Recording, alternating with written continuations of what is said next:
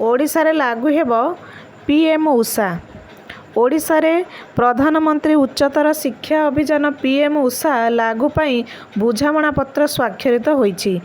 ମୁଖ୍ୟମନ୍ତ୍ରୀ ମୋହନ ମାଝୀ, କେନ୍ଦ୍ର ଶିକ୍ଷାମନ୍ତ୍ରୀ ଧର୍ମେନ୍ଦ୍ର ପ୍ରଧାନ ଏବଂ ରାଜ୍ୟ ଉଚ୍ଚଶିକ୍ଷା ମନ୍ତ୍ରୀ ସୂର୍ଯ୍ୟବଂଶୀ ସୁରଜଙ୍କ ଉପସ୍ଥିତିରେ ରାଜ୍ୟ ସରକାରଙ୍କ ଉଚ୍ଚଶିକ୍ଷା ବିଭାଗର କମିଶନର ତଥା ସଚିବ ଅରବିନ୍ଦ ଅଗ୍ରୱାଲ ଏବଂ କେନ୍ଦ୍ର ସରକାରଙ୍କ ଶିକ୍ଷା ବିଭାଗର ଅତିରିକ୍ତ ଶାସନ ସଚିବ ସୁନୀଲ ବର୍ନୱାଲଙ୍କ ଉପସ୍ଥିତିରେ ସ୍ୱାକ୍ଷରିତ ହୋଇଛି ଏମ୍ଓୟୁ।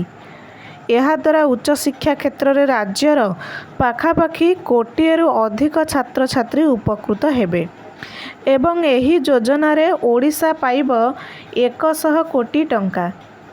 ରାଜ୍ୟରେ ଲାଗୁ ହେଲା ପିଏମ୍ ଉଷା। ପ୍ରଧାନମନ୍ତ୍ରୀ ଉଚ୍ଚତର ଶିକ୍ଷା ଅଭିଯାନ ପିଏମ୍ ଉଷା ପାଇଁ ସ୍ୱାକ୍ଷରିତ ହୋଇଛି ବୁଝାମଣାପତ୍ର। ରାଜ୍ୟ ଉଚ୍ଚଶିକ୍ଷା ବିଭାଗ ଏବଂ କେନ୍ଦ୍ର ଶିକ୍ଷା ବିଭାଗ ଭିତରେ ହୋଇଛି ଏମ୍ଓୟୁ। ଏହି ସମୟରେ ମୁଖ୍ୟମନ୍ତ୍ରୀ ମୋହନ ଚରଣ ମାଝୀ ଓ କେନ୍ଦ୍ର ଶିକ୍ଷାମନ୍ତ୍ରୀ ଧର୍ମେନ୍ଦ୍ର ପ୍ରଧାନ, ରାଜ୍ୟ ଉଚ୍ଚଶିକ୍ଷା ମନ୍ତ୍ରୀ ସୂର୍ଯ୍ୟବଂଶୀ ସୁରଜଙ୍କ ଉପସ୍ଥିତିରେ ରାଜ୍ୟ ସରକାରଙ୍କ ଉଚ୍ଚଶିକ୍ଷା ବିଭାଗର କମିଶନର ତଥା ସଚିବ ଅରବିନ୍ଦ ଅଗ୍ରୱାଲ ଏବଂ କେନ୍ଦ୍ର ସରକାରଙ୍କ ଶିକ୍ଷା ବିଭାଗର ଅତିରିକ୍ତ ଶାସନ ସଚିବ ସୁନୀଲ ବର୍ନୱାଲ ଉପସ୍ଥିତ ଥିଲେ। ଏହି ଅବସରରେ କେନ୍ଦ୍ର ମନ୍ତ୍ରୀ ଧର୍ମେନ୍ଦ୍ର ପ୍ରଧାନ କହିଛନ୍ତି ଯେ 3 ବର୍ଷ ପୂର୍ବରୁ ରାଜ୍ୟରେ ଏହି ଯୋଜନା ଲାଗୁ ହେବାର ଥିଲା, ହେଲେ ଓଡ଼ିଆ ପିଲାଙ୍କୁ ଏହାର ଫାଇଦାରୁ ବଞ୍ଚିତ କରିଥିଲେ ପୂର୍ବ ସରକାର। ଏବେ ନୂଆ ସରକାର ଏହାକୁ ଲାଗୁ କରିଛନ୍ତି। ଏଥିପାଇଁ କେନ୍ଦ୍ର ସରକାର 60 ଭାଗ ଅର୍ଥ ଦେବେ ଏବଂ ରାଜ୍ୟ ସରକାରଙ୍କୁ 40 ଭାଗ ଅର୍ଥ ଦେବାକୁ ପଡ଼ିବ। ମହାବିଦ୍ୟାଳୟ, ବିଶ୍ୱବିଦ୍ୟାଳୟର ଭିତ୍ତିଭୂମି ବିକାଶ ସହ ଗବେଷଣା ଓ ଦକ୍ଷତା ବିକାଶ ଦିଗରେ ଖର୍ଚ୍ଚ ହେବ ଏହି ଅର୍ଥ। ରାଜ୍ୟର 1 କୋଟି ଛାତ୍ରଛାତ୍ରୀ ଉପକୃତ ହେବେ। ଏହାଦ୍ୱାରା ରାଜ୍ୟକୁ ବୈଷୟିକ ଦକ୍ଷତାଯୁକ୍ତ କରିବାରେ ପିଏମ୍ ଉଷା ହେଉଛି ପ୍ରଥମ ପାହାଚ।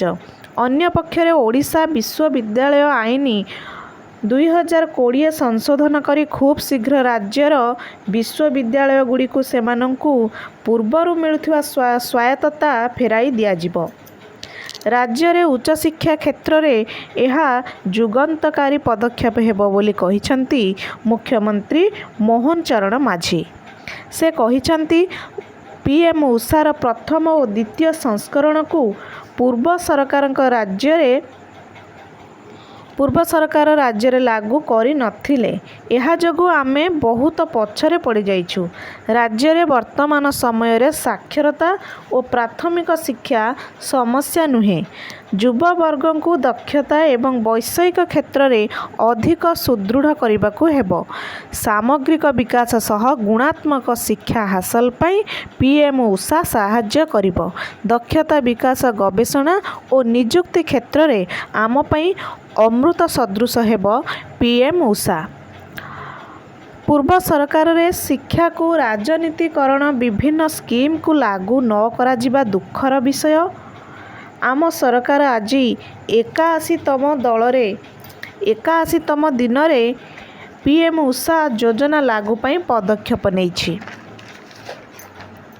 ଖୁବ୍ ଶୀଘ୍ର ରାଜ୍ୟରେ ଜାତୀୟ ଶିକ୍ଷାନୀତି ଲାଗୁ କରାଯିବ। ପୂର୍ବରୁ କେନ୍ଦ୍ରର ଏହି ଯୋଜନାକୁ ରାଜ୍ୟର ପୂର୍ବତନ ସରକାର ଲାଗୁ କରିନଥିଲେ, ଯାହାକୁ ନେଇ ଅନେକ ସମୟରେ ରାଜନୀତି ହୋଇଥିଲା। ଆଉ ଏବେ ନୂଆ ସରକାର ଆସିବା ପରେ ଯୋଜନା ପାଇଁ ବୁଝାମଣାପତ୍ର ସ୍ୱାକ୍ଷରିତ ହୋଇଛି।